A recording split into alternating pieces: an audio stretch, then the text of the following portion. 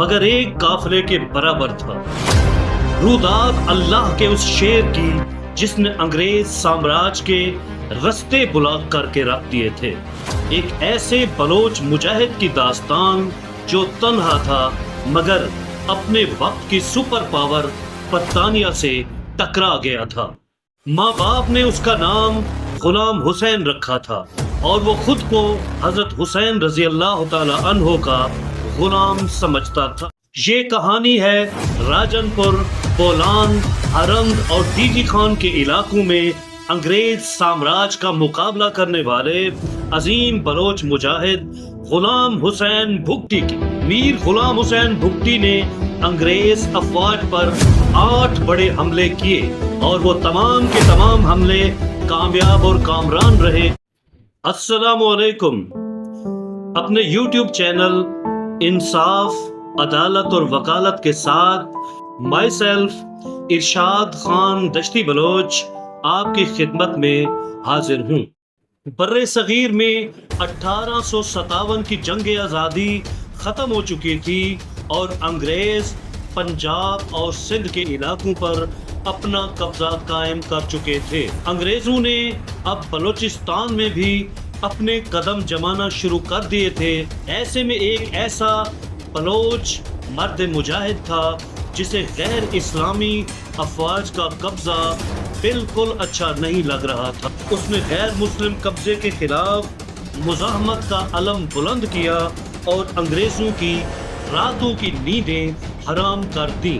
میر غلام حسین بھگٹی قبیلے کی شاخ ماسوری جعفرانی برانچ سے تعلق رکھتا تھا اور سب اسے میر غلام حسین جعفرانی، میر غلام حسین ماسوری بھگٹی یا صرف میر غلام حسین بھگٹی کے نام سے پہچاننے لگے تھے۔ میر غلام حسین بھگٹی نے مری بلوچ اور دیگر بلوچ اقوام کے ساتھ مل کر اپنے بھگٹی قبیلے کے نوجوانوں کے ہمراہ ایک فورس تشکیل دی اور اس فورس کی تعداد 1500 مجاہدین اسلام تک جا پہنچی تھی۔ میر غلام حسین بچپن سے ہی مضبوط جسامت کا مالک تھا۔ میر غلام حسین نے اپنے بچپن میں ہی تلوار بازی، نیزہ بازی، بندوق کی نشانے بازی اور گھوڑ سواری میں مہارت حاصل کر لی تھی۔ میر غلام حسین نے اپنی مختصر فورس کے ساتھ انگریز فوج کی چھاونیوں پر تابڑ توڑ حملے کیے اور انگریز فوج کی اینٹ سے اینٹ بجا دی۔ غلام حسین بھگٹی کی پے در پے کارروائیوں کی وجہ سے انگریز پریشان ہو گیا۔ برطانوی سامراج افغانستان تک اپنی راہداری کو محفوظ بنانا چاہتا تھا مگر غلام حسین بھگٹی کی کارروائیوں نے ان کے خوابوں پر پانی پھیر دیا۔ غلام حسین نے بار بار انگریز کو اتنی پریشان کیا کہ انگریز فوجی آفیسر اور پولیٹیکل ایجنٹ رابرٹ سنڈے مین نے اس وائسرائے ہند کو لکھا کہ اگر اس مجاہد کو نہ روکا گیا تو افغان راہداری پر قبضہ بحال رکھنا مشکل ہو جائے گا۔ یہ پیغام سن کر برطانوی وائسرائے ہند نے 1000 ایکڑ زمین اور 2 لاکھ روپے نقدی کا انعام میر غلام حسین بھگٹی کے سر پر رکھ دیا اور اعلان کیا کہ جو شخص زندہ یا مردہ غلام حسین بھگٹی کو انگریز سامراج کے سامنے لائے گا اسے 2 لاکھ روپے نقد اور 1000 ایکڑ زرعی اراضی بطور انعام دی جائے گی۔ گورچانی بلوچوں کے سردار غلام مرتضی خان گورچانی نے سر رابرٹ سنڈے مین اور غلام حسین بھگٹی کے درمیان کوشش کر کے ایک ملاقات کا بندوبست کر دیا مگر میر غلام حسین بھگٹی نے انگریز فوج کے ساتھ کسی قسم کی سیٹلمنٹ اور کسی قسم کی صلح کی ہر پیشکش کو ٹھکرا دیا۔ آخر میں رابرٹ سنڈے مین نے جاتے ہوئے میر غلام حسین بھگٹی کو کہا، اسے تنبیہ کی کہ تم ہمارا کہنا نہیں مان رہے ہو، تمہاری یہ سرکشی، تمہاری یہ بہادری ایک دن تمہارا سر تمہارے تن سے جدا کرا کر رہے گی۔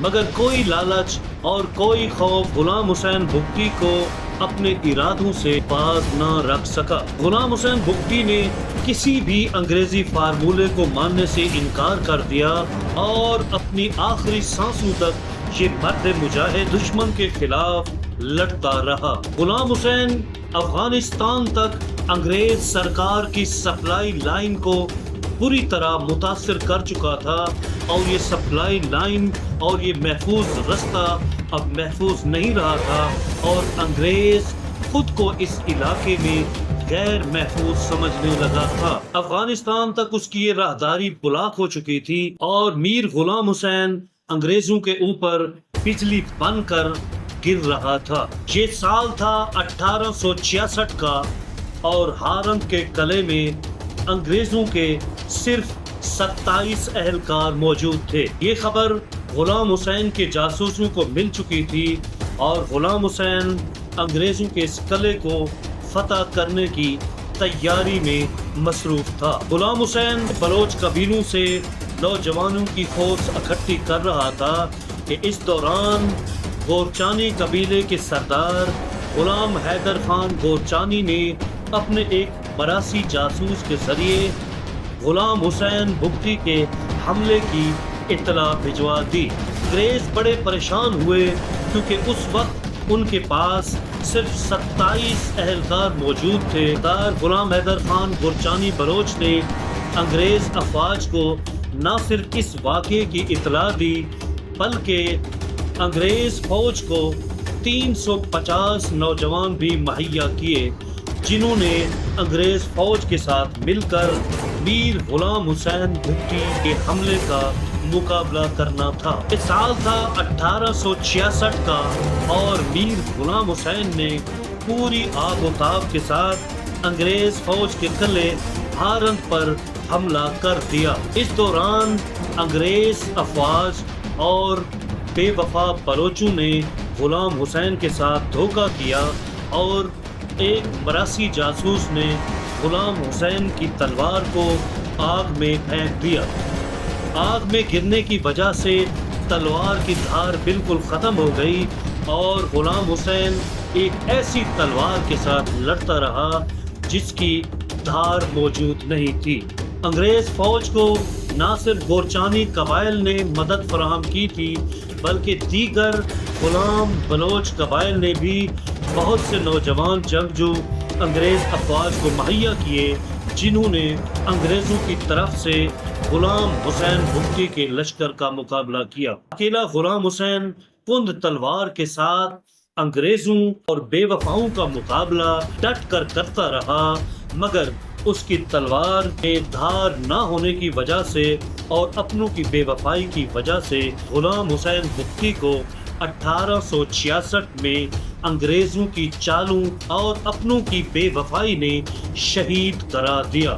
अंग्रेज फौजी ऑफिसर और पॉलिटिकल एजेंट सर रॉबर्ट संडेमैन लिखते हैं कि मैं सुबह सुबह अपने घोड़े पे सवार था और उस वक्त एक गोरचानी नौजवान तेजी के साथ अपना घोड़ा दौड़ाता हुआ मेरे घोड़े के करीब आकर रुका और हाँफते हुए अपने घोड़े से एक कपड़े की गठली उतारी और उस गठली में से मीर गुलाम हुसैन भुट्टी के सर को निकाल कर मेरे सामने पेश कर दिया। बरतानवी अफवाज ने गुलाम हुसैन भुट्टी की शहादत पर कोई खुशी का इजहार ना किया और सर रॉबर्ट संडेमैन ने हुक्म दिया गुलाम हुसैन भुट्टी के सर को ले जाकर उसके धड़ को ढूंढा जाए और उसके सर और धड़ को वकार और इस्लामी रस्म रिवाज के मुताबिक दफन कर दिया जाए। उन्होंने बेवफाई की, अपनी ही कौम के लोगों ने सर काट के गैरों को पेश किए अगर गैर दुश्मन ने एहतराम और इज्जत का सलूक किया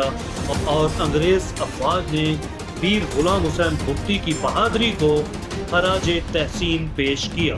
हालात बदल जाते हैं, वक्त बदल जाता है, हुकूमतें बदल जाती हैं, जान जाने वाली चीज़ है चली जाती है, हक या ना हक जान चली जाती है, मगर जो शख्स जिस शान से कत्लगाह में जाता है उस शख्स की वो शान सलामत रहती है।